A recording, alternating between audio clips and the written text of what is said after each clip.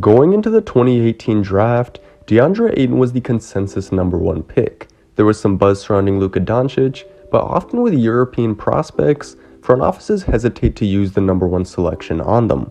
When you also consider that Ayton was playing collegiately at Arizona, and it was the Phoenix Suns that had the #1 pick, all signs were pointing towards the Suns taking DeAndre, and that's exactly what they did. However, when re-evaluating that 2018 class, Ayton has been the 5th best player based on their early bodies of work. Guys like Luka Doncic, Trae Young, Shai Gilgeous-Alexander, and Michael Porter Jr. have all shown more ability since entering the league, and as a result, they've recently received max contract extensions. Despite being drafted above all of those guys, Ayton has yet to receive his first contract extension, which has caused many people to debate if Ayton is worth max money. There are good arguments coming from both sides, but in today's video, I'm going to be settling the debate and explaining why DeAndre Ayton is not worthy of a max contract extension. Murray inside, incredible.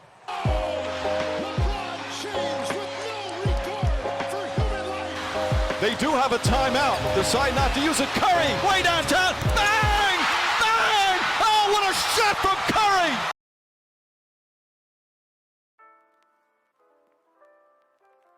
I can definitely see the appeal of giving Ayton the max. After all, the Suns were just 2 wins away from winning the NBA championship, and Ayton was a big reason why they came that close. It's not easy to put together a championship caliber team, so when one of the best players on that team needs a contract extension, there's logic in saying that you should pay that player what he wants. However, spending your money without much thought can actually derail the championship hopes of your team. What Ayton is asking for is a 5-year, $172 million deal, meaning that Ayton would be getting about $34.4 million on average. For context, the first year of that contract would make Ayton the 5th highest paid center in the league, and this is someone that is yet to make an all-star or all-defensive team up to this point in his career. What gives the Suns leverage in this situation is the fact that other teams won't want to pay Ayton the max this summer either.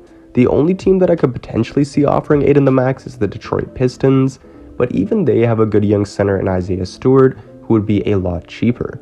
Nearly every single team in the league already has a starting center that they like, or they don't have enough cap space to give Ayton the max without conducting a major sign and trade or renouncing the rights of some of their players. A similar situation occurred last year between John Collins and the Atlanta Hawks. Last season was the final year of Collins' rookie contract, and like Ayton, he was looking for a max contract extension. Unfortunately for him, the Hawks didn't think he was deserving of that kind of money. While you could say that it was risky on Atlanta's part to possibly upset one of their best young players, they ended up signing him to a 5-year, $125 million deal.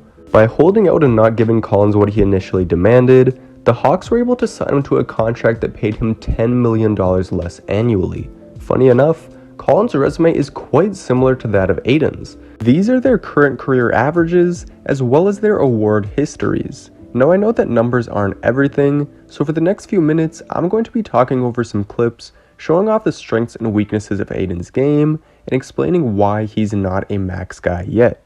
I want to start by giving Ayton some praise and highlighting his strengths. When Ayton first came into the league, defense was not his strong suit. His effort was inconsistent, and far too often he was out of place on the defensive end. Being that he is a center, this was a massive issue because Ayton was supposed to be the Suns' rim protector. In the first 2 years of his career, there were too many instances of guys blowing by Ayton off the dribble, cutting back door on him, and just getting to the bucket without much resistance. However, Ayton completely flipped the script in his 3rd season, and he's been carrying his strong defensive play into year 4. While Ayton isn't someone that's going to rack up a ton of blocks, he still does a great job of protecting the paint. This is because he has upped his effort levels and his communication skills, but most importantly, he's developed a better understanding of where to position himself on defense. This makes it difficult for guards to blow by him in pick and roll situations, or for weak side players to take advantage of him when they attack off the catch. On top of that, Ayton's instincts have gotten better, and as a result, he's averaging a career high in steals to start the season. It's clear that Ayton has taken huge strides as a team defender, but he's arguably improved even more as a one-on-one defender.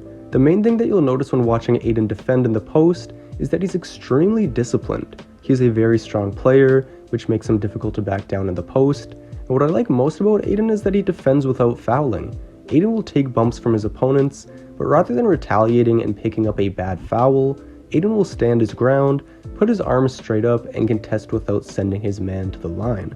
We saw Ayton play great one-on-one defense against AD and Jokic in last year's playoffs, and that ability could be a big help on another potential playoff run for the Suns. On the offensive end, Ayton is pretty underrated. I think people forget that when Ayton was drafted, he was viewed as a great post scorer. Over his first 2 years in the league, Ayton averaged 17 points on 57% from the field.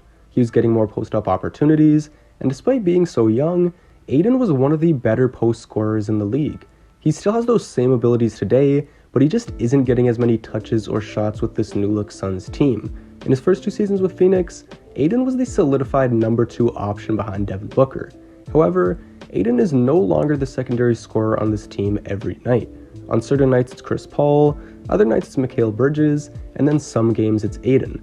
In addition to his post scoring, Ayton is really good in the pick and roll, he's pretty solid in the mid-range, and for his career he shot 75.2% from the line. So when you consider that Ayton has made massive improvements on the defensive end, and that he could efficiently average 20 points per game if he got more shots, it's easy to see why so many people are still saying he should get the max. However, it's easy to say that Ayton is worth the max when he's portrayed in the best light possible. In my eyes, a max player should be someone that you can expect to dominate each night. You don't have to be the best player on your team to be worthy of that kind of money, but you should be elite at some facet of the game that impacts winning on a nightly basis. While Ayton is a really good player, he hasn't proven himself to be that dominant, elite type of player that I'm talking about. As I mentioned, Ayton has improved on defense throughout his career, but I wouldn't put him in that elite category with bigs like Rudy Gobert, Bam Adebayo, or Giannis. The reason why I say this is because despite his size, Ayton has not been the dominant physical force people thought he was going to be. Ayton is not someone that gets pushed around easily, but he doesn't exactly push others around either. What I mean by this is that if a player wants to use finesse to score on Ayton, Ayton will likely do a good job defending them because he's a smart, disciplined defender.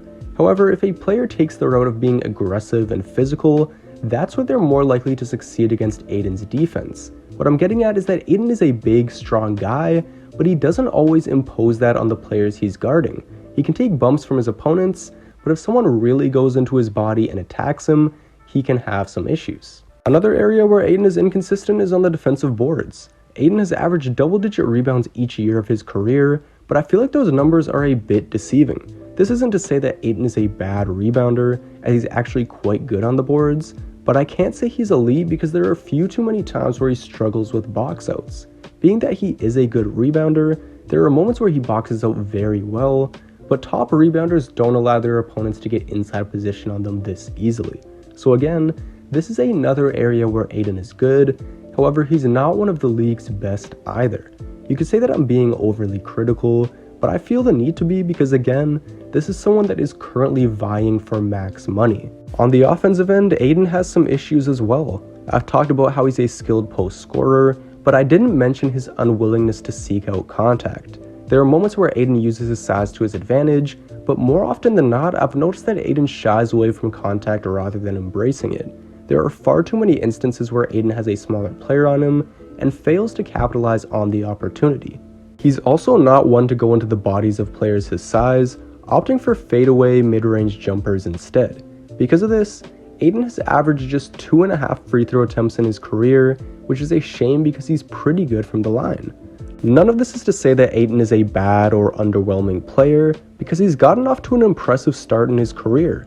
Unfortunately, his lack of an elite skill, combined with the inconsistencies in his play, make me hesitant to label him a max player.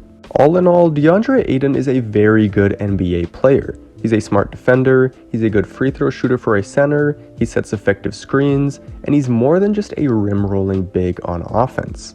However, I don't consider Ayton to be elite in any one area of the game. He's become a really good defender, but not someone I'd consider elite. He consistently averages double-digit rebounds, but there are times where he struggles to box out players, and on the offensive end, there are many times where he shies away from contact, not always taking advantage of his size. One could argue that at 23 years of age, Ayton still has a lot of room to improve. Therefore, giving him a max contract would be justified because based on that logic, Ayton's youth means that he is bound to get better. While this is definitely a possibility, there's also a chance that his game stagnates. Either way, the market value for Ayton is not where he thinks it is. Like I mentioned earlier in the video, his value is similar to that of John Collins, so with that being said, the Suns shouldn't feel compelled to give Ayton the max. They could likely save $10 million annually by signing him in the summer, and an extra $10 million goes a long way when you are managing a roster with championship aspirations. Let's say Phoenix signs Ayton to a 5-year, $125 million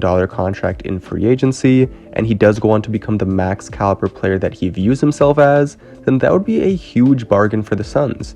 The point is, Phoenix has the leverage right now, so it wouldn't make sense for them to give Ayton the max when they don't have to. I hope I was able to convince you of my stance in this video. Make sure to like, subscribe, and leave your thoughts down in the comments below. And with all that being said, I'm out, and I'll see you in the next video.